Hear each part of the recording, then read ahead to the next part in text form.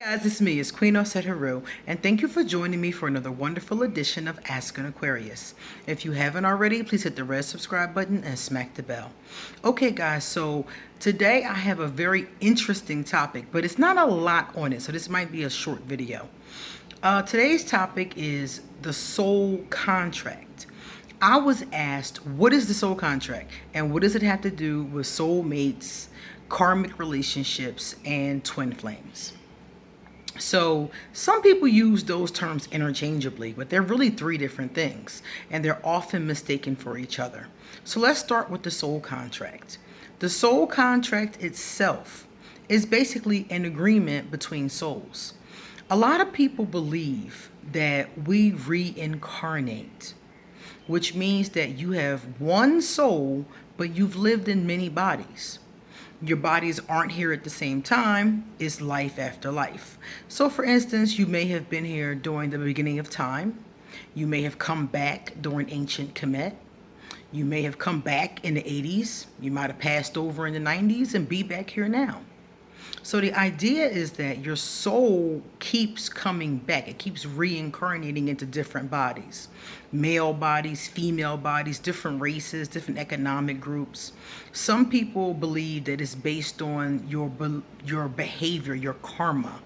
So if you were a good person in the life before, in the next life, you'll live a pretty decent life. If you weren't, then you might go down and live a worse life. It just depends. So basically, your soul keeps on reincarnating, and the reason why is to learn lessons. So you keep learning these lessons, and then when you're finished learning all the lessons you have to learn, you get to go and be an ancestor or do some other position doing something else after your soul has reached a certain level of evolution. So some believe that we follow the zodiac. We come back in each zodiac sign. I've told you that theory before. And some believe that when we get to the last one, which is Pisces, if we've finished everything, we go on to be an ancestor. If we're not done, we go back through the wheel again. But regardless of how it's done, everybody believes that the soul reincarnates repeatedly until it finishes learning its lessons. So that's the soul contract. Now, who's this contract with? It's a contract with the Supreme Being, and it's a contract with all the people who are going to help you fulfill this mission if you fulfill it. So what happens is that you and the Supreme Being decide when you're going to be born. You decide when you're going to die. You decide who your parents are. And you decide on the lessons that you need to learn this time. Kind of like when you go to school and you're in like second grade and your teacher and your mom look at your progress to see what you need to do to be successful in that grade. It's the same thing. But you don't have a teacher and your mom doing it. It's you, your soul, and the Supreme Being making the contract.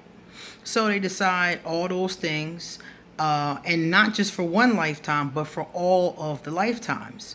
Then you have a contract with everyone who is going to help you. So your parents in every life, whoever comes along, or whatever soulmates or whoever is going to be important in your life, those people have a contract with you as well. Some of the times the contract is to be a lover or to be a family member. And some of the times the contract is to be a nemesis who makes you grow past your limitations. So you make contracts, multiple ones in multiple bodies for multiple lifetimes. And that's the soul contract. Now, what does this have to do with soulmates and karmic relationships and twin flames? Well, you have a contract with all of them.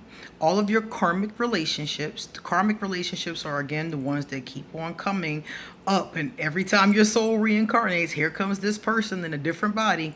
So you and this person or persons continuously come together to help each other's soul evolve.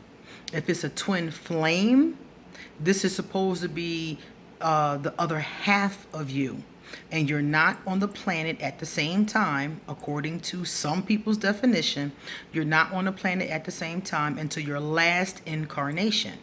So whereas a lot of people think they've met their twin flame, if you're not in your last incarnation, that's simply a soulmate. which is someone who you have a soul contract with, who's here to help you. This person might be a life lesson, and it's a very intense relationship, or this person could be a life partner. Soulmates can be good or bad, and they don't always have to be romantic. Some of the times your best friend or your cousin or somebody like that is your soulmate. So again, soulmates come to help us. Their contract with us is to be a life lesson or to be a life partner. So if you meet your soulmate and marry them and you're together 30, 40 years, that's your life partner and your soulmate. If you meet your soulmate and y'all both not in a healed space, like when I met my soulmate, when I met he who will not be named, we were both in an unhealed space. That was one of my soulmates. So when you meet one of your soulmates from an unhealed space and they're in an unhealed space most times, you're both vibrating the same way, it's a life lesson. An intense lesson, usually an intense romance or an intense situationship that generally ends badly. The twin flame I told you about before, they're supposed to be on the planet during your last incarnation, not before. And the other karmic relationships can be anybody who's important in your life. So for example, your mother could be a karmic relationship that you have a soul contract with, and you two could come back together time and time again. And another thing that's important with soul contracts is soul groups. Because these karmic relationships, these twin flames, the twin flame only comes once. So these karmic relationships and these soulmates can repeat and come back in the same group over and over again. So let's say in this lifetime, this person is your mother. The next lifetime, this person is your wife. The next lifetime, you're their husband. You change genders and now it's a whole different thing. So it doesn't matter what we call the meat suit, which is the body you're in. That part doesn't matter. It's the soul that matters. And when your body dies and decays and, goes back to dust, your soul goes back to what we call the gulf of souls. Everybody doesn't call it that, though. Everybody has a different name for it. So your soul goes to this gulf of souls, or this place where the souls gather, basically, and it waits its turn. And when it's time again, or when your contract says it's time again, you will be born again into a new body. And unfortunately, we don't remember a lot of what happened before. Deja vu, they say, is when you're getting a glimpse of your past life. Some of you asked me about deja vu. That's what deja vu is. It's a glimpse of your past life, one of your past lives.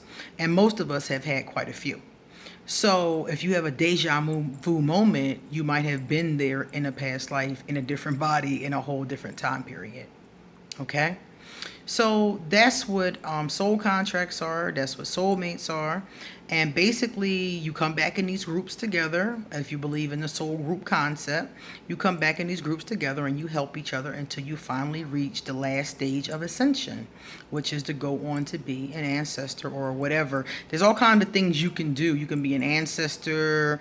I think it's other options too, but the only one I remember reading about is you go on to be an ancestor. You go on to be pure light. It's a couple different options you can take once your soul has reached a certain level of evolution. So that's the soul contract. It's not really a whole bunch on it. You can Google it if you want to, and you will find pages and pages about it. But that's what I read from my research. Unfortunately, a lot of people don't research, so they use these terms, like for instance, twin flame and soulmate. A lot of people use those interchangeably, but they're two totally different concepts, because you have many soulmates, but you only have one twin flame. And you only meet them when you're both done. Your souls have gotten done, and you come back together and you go off into the ethers somewhere. Normally only one of you is on the planet at a time. One is helping from the heavens or wherever you're at, and the other one is here living on Earth. So a lot of people will say, oh, I met my twin flame, but then they tell me they're not in their last incarnation. So I'm kind of confused. I'm like, well, then that's not a twin flame, that's a soulmate, But it all depends on what definitions you're working with as well, because none of this is written in stone. This is all theory. So you could have really any definition that you want to based on where you've read your theory. So that's the soul contract. Let me know if you guys have any questions about that, and I'll see you later. If you want to send me a love donation, I'll leave my PayPal. If you would like to leave me a gift, I'll leave my Amazon wish list. If you'd like to get a tarot or an oracle card reading, please email me for an appointment. And if you like this video, give it a thumbs up and pass it on to anybody else that's wondering what the heck is a soul contract. See you later.